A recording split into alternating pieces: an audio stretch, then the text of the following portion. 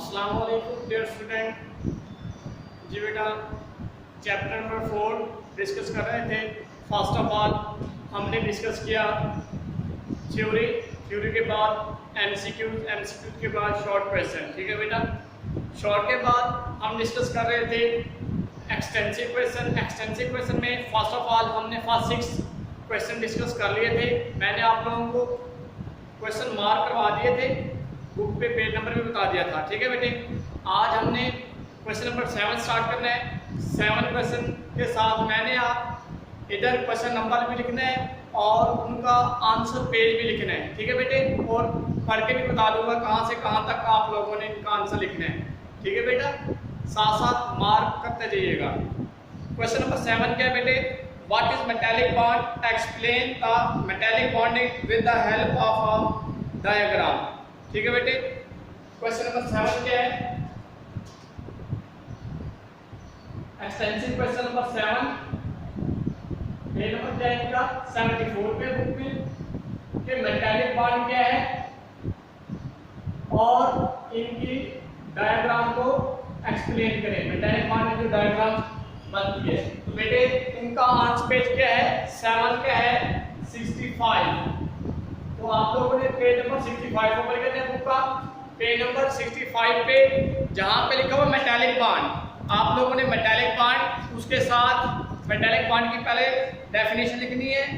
Definition के साथ आप लोगों ने इनके मेटल के फ्री इलेक्ट्रॉन को डिस्कस करना है एक्सप्लेनेशन में। ठीक है बेटे, 65 की थ्योरी के बाद पेज नंबर 66 पे डायग्राम है। ठीक है बेटे, जो पॉजिटिव और फ्री इलेक्ट्रॉन को शो किया गया है वो डायग्राम बनानी है, जो पेज नंबर 65 पे है। पेज नंबर 66 पे, पेज नंबर 65 पे बेटा जी थ्योरी है, डेफिनेशन है, वो आप लोगों ने लिखनी है। ठीक है, उसके बाद हम क्वेश्चन नंबर 8 को डिस्कस करते हैं। Question number 8,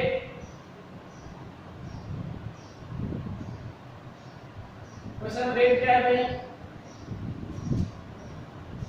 Define hydrogen bonding. Explain with that how these forces affect the physical property of compound.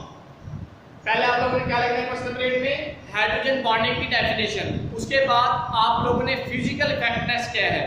हमने क्वेश्चन नंबर 8 थ्योरी में ये डिस्कस किया था, डिफाइन हाइड्रोजन बॉन्डिंग। पहले आप लोगों ने डेफिनेशन लिखनी है।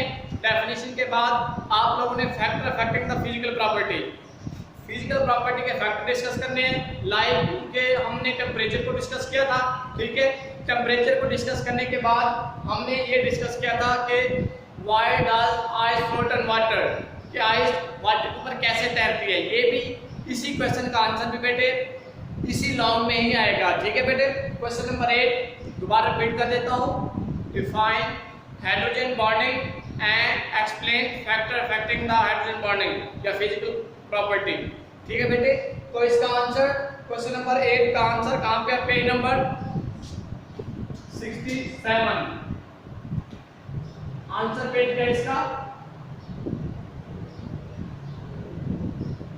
67। अब 67 पे आप लोगों ने पहले डेफिनेशन लिखनी है हेडिंग के साथ ही।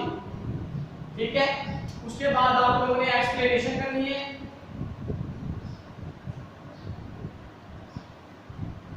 एक्सप्लेनेशन में आप लोगों ने क्या बात लिखनी है? पॉजिटिव और नेगेटिव चार्जेस की बात डिस्कस करनी है कि एक पॉजिटिव और दूसरा नेगेटिव। ठीक है बेटे, पॉजिटिव कौन सा होगा? Hydrogen atom. नेगेटिव कोई भी फ्लोरीन, क्लोरीन, ब्रोमीन, कोई भी इलेक्ट्रोनेगेटिव एटम हो सकता है। ठीक है बेटे, एक्सप्लेनेशन में वो बात करनी है। उसके बाद फैक्टर की बात करनी है, फिजिकल फैक्टर जो इफेक्ट करते हैं इसके ऊपर। उसके बाद ये आप लोगों ने why does ice float on water, ये डिस्कस करना है। ठीक है बेटे, हमारे long question number 8 extensive question number 8 क्या है? Define hydrogen bonding, explain physical factor. आप लोगों ने पहले आंसर पेज के इसका 66 पहले क्या लिखनी है? डेफिनेशन, बाद में एक्सप्लेनेशन। उसी डेफिनेशन को एक्सप्लेन करें। उसके बाद फैक्टर इफेक्ट। ठीक है बेटे, जो फैक्टर इफेक्ट करते हैं उनको डिस्कस करना है। उसके बाद why does ice float on water. ये क्वेश्चन शॉर्ट हमने डिस्कस किया था। इसका आंसर जो 0 डिग्री पे आइस का डेंसिटी क्या है, इसी तरह 0 डिग्री पे वाटर की डेंसिटी क्या है। ठीक है बेटे, इनको डिस्कस करना है।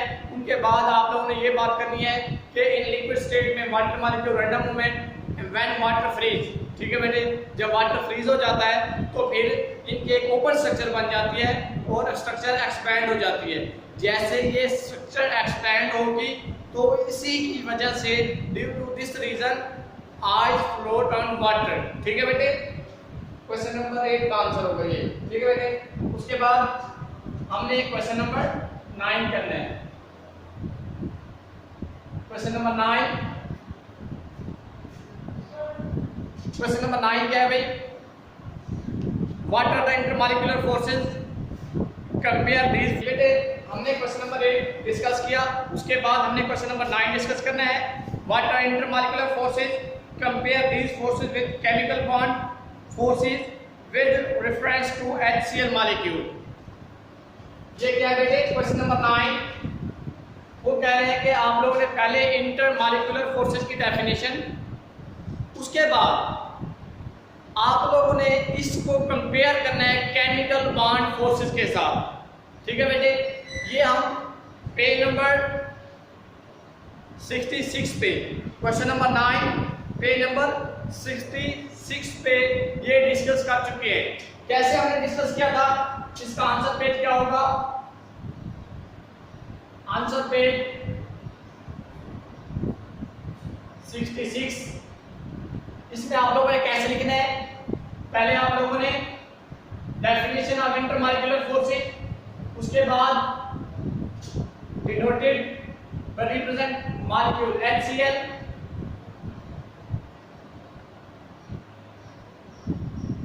represent the intermolecular forces, intermolecular forces। ठीक है बेटे, आपने HCl के मॉलिक्यूल में इंटरमॉलिक्यूलर फोर्सेस को शो करना है। उसके साथ ही ये जो बात हमने की थी पार्शियल पॉजिटिव, इधर क्या होगा बेटे? नेगेटिव डॉटेड लाइन, फिर पार्शियल पॉजिटिव कंप्लीट बॉन्ड, फिर पार्शियल नेगेटिव। इस तरह जो हमने स्ट्रक्चर एक्सप्लेन किया था आप लोगों ने वही करना है। ये इसको नाम दिया था केमिकल बॉन्ड का, इसको नाम दिया था इंटरमॉलिक्यूलर फोर्सेस का।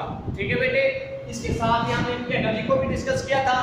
एनर्जी भी आप लोगों ने एक्सप्लेन करनी है। ठीक है बेटे, उसके बाद आप लोगों ने ये जो HCl का स्ट्रक्चर था कंप्लीटली जो हमने एक्सप्लेन किया था पेज नंबर 66 पे, वही आप लोगों ने एक्सप्लेन करना है।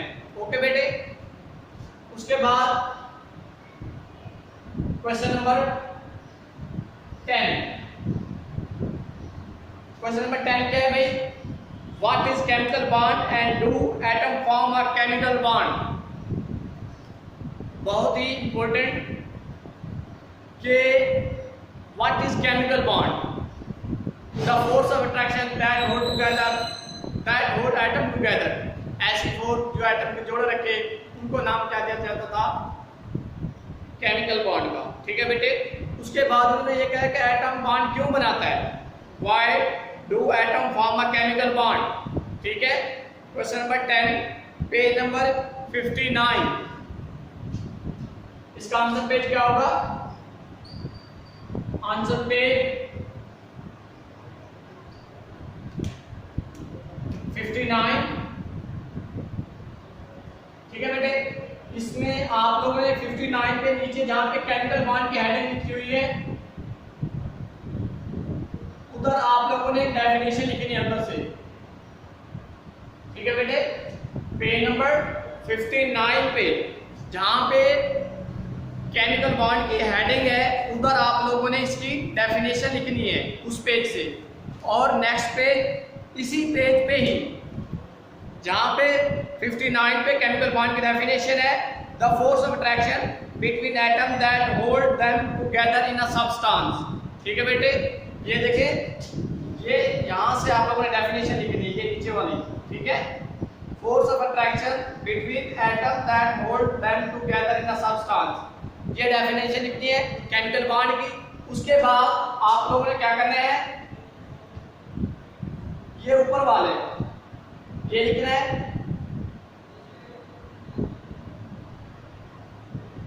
why do atom hold together, ये लिखना है फर्स्ट पैराग्राफ। उसके बाद आप लोगों ने ये सेकंड पैराग्राफ के बाद आप लोगों ने ये पॉइंट नहीं लिखने, यहां तक लिखने, ठीक है, यहां तक first second and third paragraph यहां तक लिखे बस।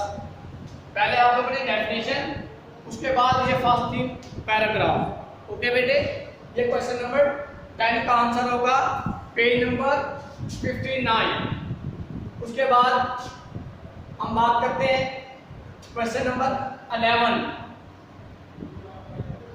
क्वेश्चन नंबर 11 क्या होगा, व्हाट इज ऑक्टेट रूल। आप लोगों ने क्या एक्सप्लेन करना है, ऑक्टेट रूल क्या है और what is octet rule, why do atom always struggle to attain the nearest noble gas electronic configuration. आप लोगों ने पहले ऑक्टेट रूल की डेफिनेशन लिखनी है, पेज नंबर 59। आंसर पेज क्या होगा 59। अब जो बात हमने क्वेश्चन नंबर 10 में की थी केमिकल बॉन्ड की डेफिनेशन, उसके बाद मैंने आपको फर्स्ट 3 पैराग्राफ के हैं, ठीक है बेटे। फर्स्ट 3 पैराग्राफ में आप लोगों ने डुप्लेट रूल और ऑक्टेट रूल की डेफिनेशन नहीं लिखनी क्वेश्चन नंबर 10 में, ठीक है। अगर हम क्वेश्चन नंबर 11 की बात करते हैं तो इसमें आप लोगों ने first of all octet rule की डेफिनेशन, ऑक्टेट रूल डेफिनेशन लिखनी है। ऑक्टेट रूल की डेफिनेशन के बाद आप लोगों ने फर्स्ट 3 पैराग्राफ विद पॉइंट्स, ये देखिए ये भी लिखना है आप लोगों ने कंप्लीट, ये पॉइंट लिखने हैं, ठीक है बेटे। यहां तक कंप्लीट लिखना है, स्टार्ट से लेकर यहां तक। अगर हम 10 की बात करें तो मैंने कहा था ये यहां से लेकर यहां तक फर्स्ट 3 लाइन लिखने 10 में, ठीक है। 10 में फर्स्ट पैराग्राफ की, second paragraph and third paragraph. लेकिन अगर क्वेश्चन नंबर 11 की बात करें, first paragraph complete, second complete, third complete, ये पॉइंट भी आप लोगों ने लिखने हैं यहां तक, अनस्टेबल तक। ओके बेटे, अगर किसी को कोई इश्यू होगा तो आप लोग कमेंट्स में पूछ सकते हैं, ठीक है बेटे। ये हमारे लॉन्ग थे, हमने चैप्टर नंबर 4 को कंप्लीट कर लिया, ठीक है बेटे। अगर कोई किसी का कोई प्रॉब्लम है समझने में या कोई और प्रॉब्लम इस चैप्टर में तो आप लोगों को इंशाल्लाह मैं दोबारा ही डिस्कस कर दूंगा जैसे आप क्वेश्चन करेंगे, ठीक है। उसके बाद हमने चैप्टर नंबर 5 स्टार्ट करना है। Chapter number 5 state of matter है, physical state of matter. Physical state of matter में हमने क्या बात डिस्कस करनी है, उसमें हमने डिफ्यूजन, एफ्यूजन और इनको अलग-अलग सेपरेटली डिस्कस करना होगा। गैसेस के लिए अलग, लिक्विड के लिए अलग और सॉलिड के लिए अलग, ठीक है बेटे। लेकिन इससे पहले हमने चैप्टर नंबर 4 कंप्लीट कर लिया, ठीक है बेटे। ओके, अल्लाह हाफिज।